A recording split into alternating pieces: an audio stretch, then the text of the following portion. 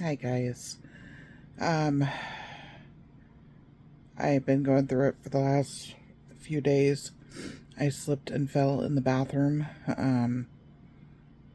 and my back and my knee, and basically everything has been killing me. So I had to take Friday off of work, because I couldn't walk right. I, I couldn't stand upright. So, I hate doing that, but I had to. So I'm doing a bit better as long as I stay on top of the ibuprofen and the Tylenol arthritis. Um, I'm doing okay. So I'm going to work today. I'm gonna go ahead and read you chapters 2 and 3. Um, I don't know if I'll get into chapter 4, but chapter 2 is super uh, short, and 3 as well. I might get to chapter 4. I've been thinking a lot about what I've wanted to talk to you guys about, and I knew that reading my book to you guys would be opening Pandora's box again, and it has been. There's been some nightmares, there's been, some consequences of doing so, but ultimately, this is what narrative exposure therapy was about, is you read it over and over and over again with a therapist, and which I did, and it kind of desensitizes you as you're learning to process it, because as a kid I never was taught how to process anything. All the traumas happened, and you bury them and you move forward. You do not talk about them, period. You do not speak about them. So anyway, chapter 2, day 2. This was July 9th, 2022. There's a quote that begins every chapter. This one is by Laurel K. Hamilton. It says, "There are wounds that never show on the body that are deeper and more hurtful than anything that bleeds." Okay. It's harder today. My anxiety is up. I am restless. I acknowledge that it's there instead of willing it away and ignoring it. I had a dream last night that I felt was really important. However, it dissipated as I awoke. I need to start the dream journal. I must keep a journal. Not realizing that that's what this was.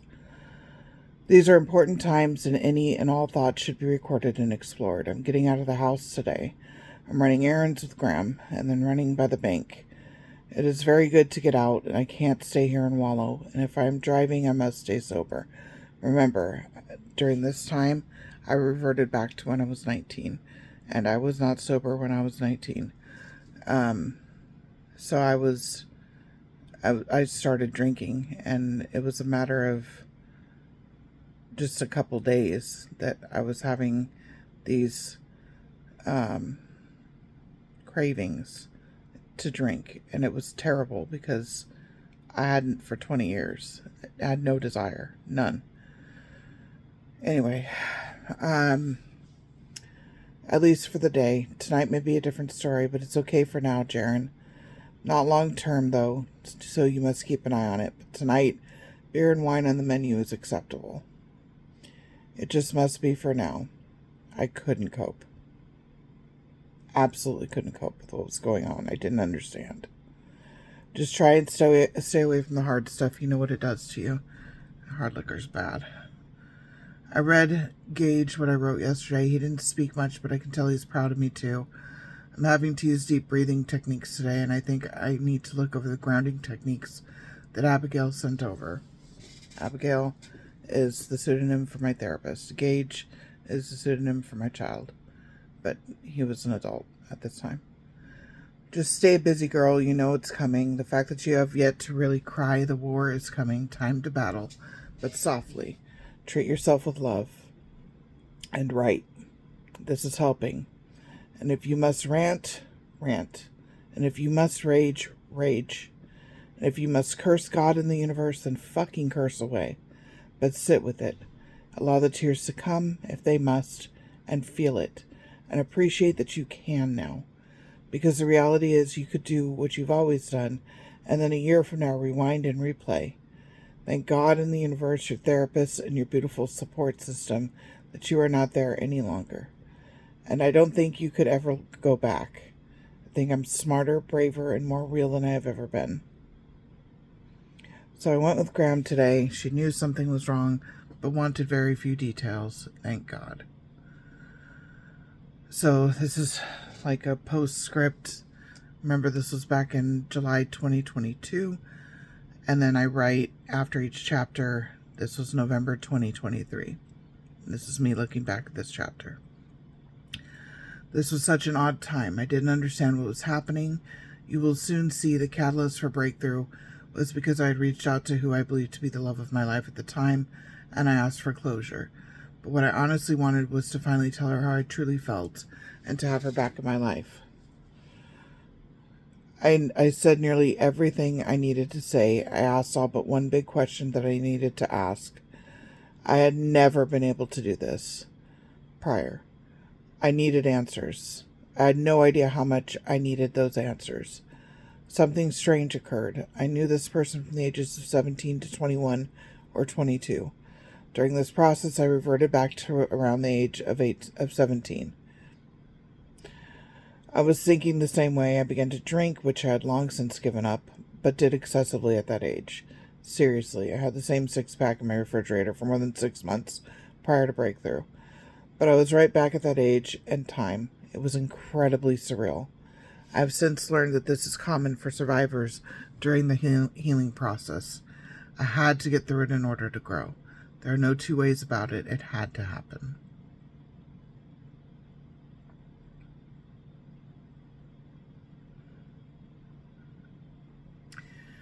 All right, Chapter 3, Time to Get Creative. This was July 10th, 2022, Day 3. Again, I always start with a quote. This was by Louisa May Alcott from Little Women. I am not afraid of storms, for I am learning how to sail my ship. She's the most pure soul you have ever seen. She is hilarious, innocent, and inquisitive, and insanely bright. But she has dark forces at work, pulling the strings behind the scenes, trying to keep her spirit subdued, because that would take the attention off the dark force itself. However, this precocious little soul has a superpower that frustrates and infuriates the dark force. She has the supreme power of resiliency. Since the womb, she has been fighting against... against these evil forces, dodging the fate of every sibling before and many after. The universe insisted she persist, dodging the fate of every sibling before and many after. I need to talk about that. I'm going to talk about that after this chapter. One potential source of immense light is her father, her real father. The moment of her birth shook his entire being to the core. He could have done nothing to shield or prepare himself for the love he would feel for this sweet baby girl. But he struggled with so much with himself. Doubt, fear, rejection. You see, he had so many superpowers of his own, but he greatly lacked all the selves: confidence, esteem, worth, and respect. He never felt that he was good enough, and as his daughter, it broke her heart. And as a result, her father failed to find the strength to stick around, no matter how badly he may have wanted to, and how badly she needed him to. This is a great start. Continue later. Okay, this chapter 3 is kind of strange because I just didn't know where I was going with everything, so I started to write in a different way, but I didn't continue with it. I may, at some point, that could turn into some kind of short story. Maybe.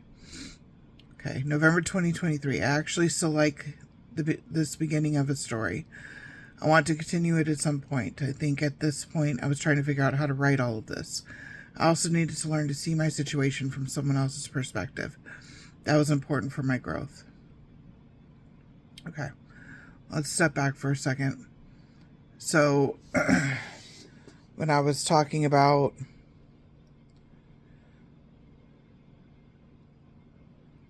the siblings,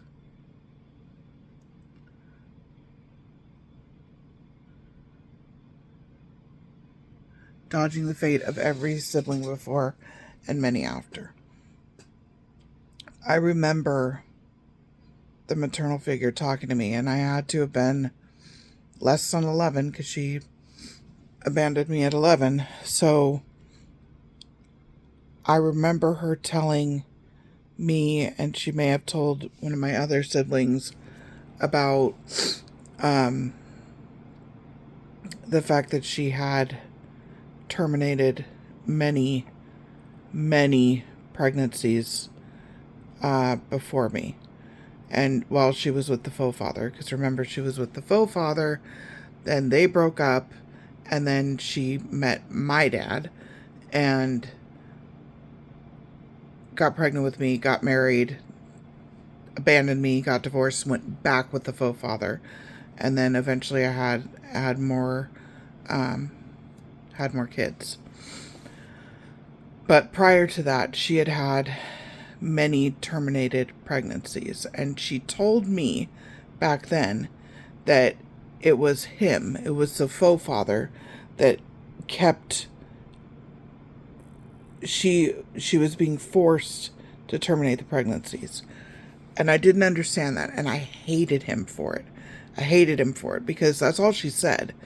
So I just thought he was killing babies because he was a mean man. What I understand now is that she was underage, and he was not. He was a grown man. She was 13 or 14 years old. So what would happen if she had his baby? Well, he could potentially be in a lot of trouble. So why would she keep terminating these pregnancies? That's why, I believe, in my opinion, deducing everything that makes sense. There's something else that I wanted to talk about, and this is hard for me because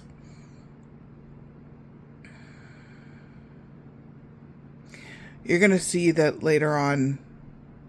I mean, we haven't gotten into all the traumas yet, but you're going to see that later on I got away. I was 15 years old, and I had to get away, or I was going to lose my mind or die. And so I went to the courts, and I pleaded my case, and I talked to the judge alone, and had the support of my father, and for a little while had the support of the maternal figure, but that was all BS. And I'll explain that when we get there.